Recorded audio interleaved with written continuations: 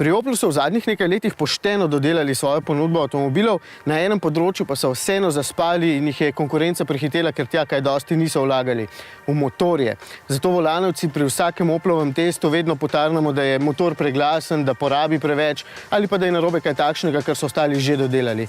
Ampak tudi to se je in se še bo spremenilo, ker je Opel začel z ofenzivo novih motorjev. 2 sta že zunaj, še 11, torej skupno 13, pa jih bo svoje mesto pod pokrovi našlo v naslednjih 3 letih. Očitno so tudi Oplovci ugotovili, da brez sodobnih motorjev ne bo šlo in tole je že prvi dizelski predstavnik, trenutno na voljo le v Zafiri. Gremo se peljati. Ker sem 1,6 litrskega turbobencinera že preizkusil v Kaskadi, se bom z njim zapeljal nekoliko pozneje. Pod pokrovom te Zafire pa se, kot rečeno, vrti 1,6 litrski turbodizelski motor. Ima manj moči od bencinskega brata, kar je seveda logično, skupaj z neposrednim vbrizgom goriva pa ponudi vseeno kar 100 kW moči.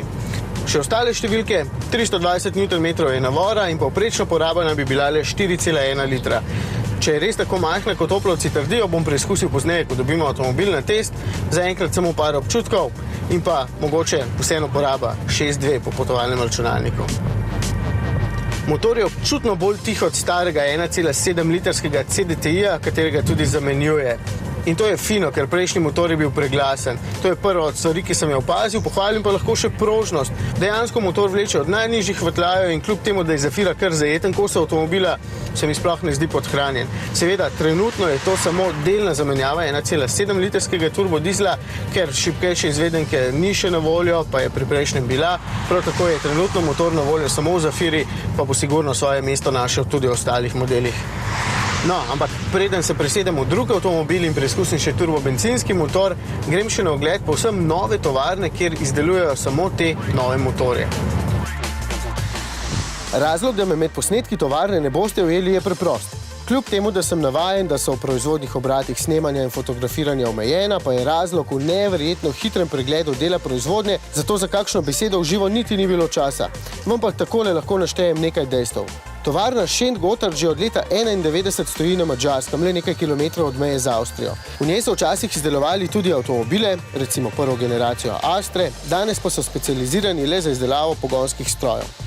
Na 350 tisoč kvadratnih metrih površine jih letno izdelajo okrog 630 tisoč, po potrebi lahko to številko še povečajo, motorje pa potem izvažajo po celotnem svetu. Med proizvedenimi agregati sta tudi oba novinca, 1,6 litrski turbobenciner in 1,6 litrski turbodizel. Tovarna velja za eno najsodobnejših na svetu, saj so pred nedavnim vanjo vložili 500 milijonov evrov in s tem zagotovili dodatnih 800 delovnih mest. Sedaj pa nazaj k novemu motorju. 40 testnih avtomobilov je pripeljal sam Opel, 20 s turbobencinskim in 20 s turbodizelskim motorjem. In ko bi vi vedeli, kako sem se moral zagreti, da sem dobil ta turbobencinski motor, kot najstnice za avtogram Justina Bieberja. Ko smo se s fantoma podili po Dolomitih, sem v Kaskadi podaril, da je motor dober in povsem zlit s karakterjem avtomobila. Torej bolj umirjen, tak ima raje normalno vožnjo namesto priganjanja. Le porabil je preveč, zato tokrat sedim v lažji Astri, ker me je zanimalo, kako bo. In po dobre pol ure večinoma avtocestne vožnje vam povem, da je poraba 7,5 litra. Manj. Predvsem pa je tudi ta motor zelo tih. Ravno tako ustreza Euro 6 normativom kot tudi dizelski motor in če vprašate mene, bom turbobencinerja vedno priporočil prej kot turbodizla. Če ne delate veliko kilometrov, manjša poraba ne bo tehtala, nižje nakupne cene, pa še precej lepše in bolj mirno teče tak motor. Pa sem spet zašel s takšnimi nasveti, vas bom raje napadal v kakšnem testu.